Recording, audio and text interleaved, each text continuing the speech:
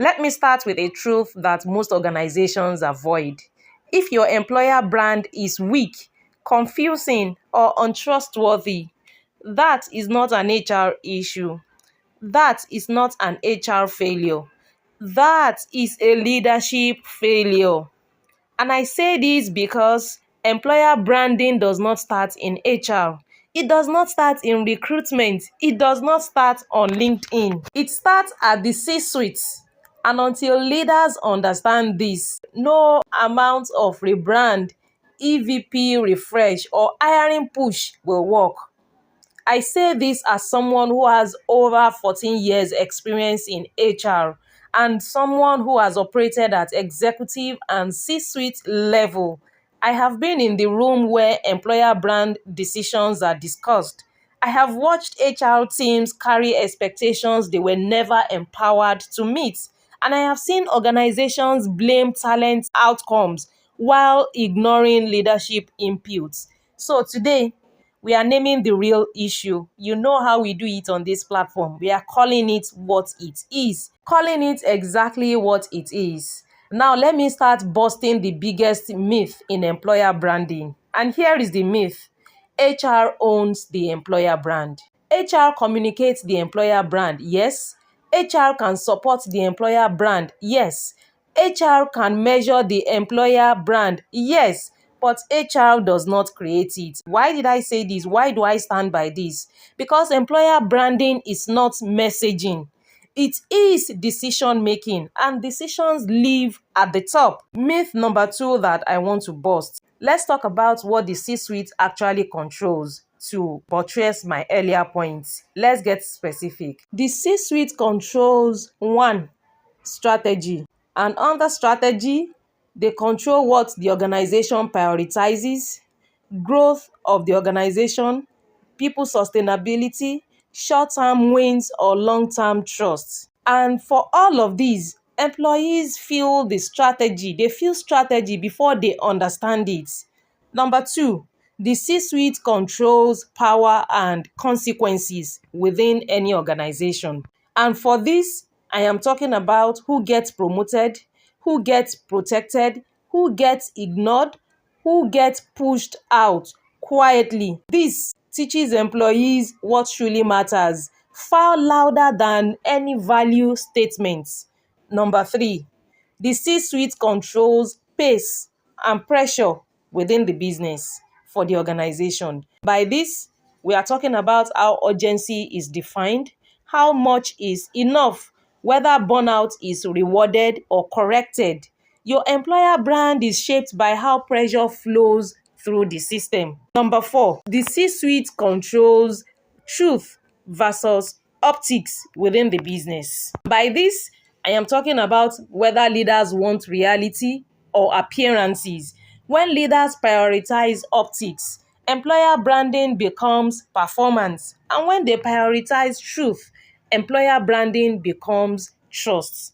If you are enjoying this video, go ahead, click that notification button, subscribe to the channel. Moving on. Now let's talk about how leaders unknowingly damage employer brand. Let's look at the patterns because I am very good at pattern recognition. If I have learned anything over the years, it is pattern recognition. Employer branding erodes when leaders say people are our greatest assets, but they cut development first. And if you're an experienced HR leader, you understand what I am saying. The training budgets, training cost is always the first to get the axe. Yes, I say that with full confidence and with full knowledge. The second way that leaders unknowingly damage employer brand is when they demand loyalty without clarity. You want employees to be loyal at any point in time, but there is no clarity around what they are supposed to be doing,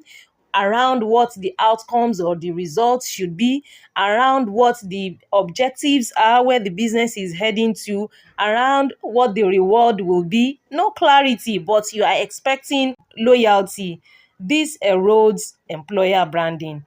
The third point, celebrating results without questioning costs. Leaders unknowingly damage employer brand when they keep celebrating results without questioning the cost of that result, the people cost of the result, who is quietly burning out, quietly taking too much load in the system, whose mental health is suffering, whose work tools are not enough and trying to be resourceful and resilient. We have to look at the cost. Who is bearing the load? Who is taking on too much? Who is lagging in the system? We cannot just be celebrating results without questioning the cost, the actual cost of those results. Number 4, when leaders delegate culture to HR while protecting poor managers. Oh my goodness, I cannot count the number of times I encountered this over the years.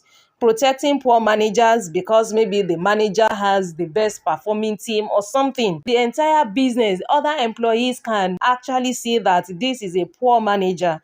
And because HR is being given authority without power, HR begins to look like HR doesn't know what to do. So employer branding suffers when we delegate the entire culture to HR while protecting poor managers. Employees don't disengage because of one bad day. Let's get that clear. They disengage because patterns don't change. And patterns are leadership signals. I stand by that anytime, any day. They don't disengage because of one bad experience, one bad day. They disengage because they can read patterns as much as any senior leaders in the business. Patterns are leadership signals. Moving on, let's now look at what strong C-suite-led employer branding looks like. Strong employer brands share these common traits. Number 1, self-aware leadership. And by this, we are talking about leaders who understand their impact, not just their intents. Number 2, there is alignment between word and action. What the business is saying publicly actually match what the business is doing privately. Number 3, psychological safety at the top. Truth flows upward, not just downward. Communication is not always going to be flowing downward alone. It will also go upward as well. Number 4, clarity over comfort. Employees know what success costs and what support exists for them. They know what success costs. And that was why I mentioned it earlier, that we cannot overlook who is carrying much more load than they should be within the business, because that is where equity comes in. Everyone should be equipped to do their jobs to the best of their abilities to bring in the results for the business while being given equal support, equal foundation to succeed. And so when one employee is the one carrying the load for the entire team, for the entire business, that is a skilled skill. And it's a cost that must be evaluated, a cost that must be reviewed, that must be faced, that must be examined. If not done that way, the employee may disengage and leave the business. So this is not about being nice. This is about credibility. It is about being credible. This is what organizations with strong C-suite-led employer branding prioritize. For employees and job seekers, you know I'm always going to talk to you as well. What does this mean for you? If you are listening as a professional or a job seeker, I want you to listen closely to this. When assessing a company, don't just ask what benefits do they offer. Ask questions like, how does leadership speak about people under pressure? Who lasts here and who disappears? What behavior is rewarded here or behaviors are rewarded over here? Is honesty safe in here? You are not joining a job. You are actually entering a leadership ecosystem.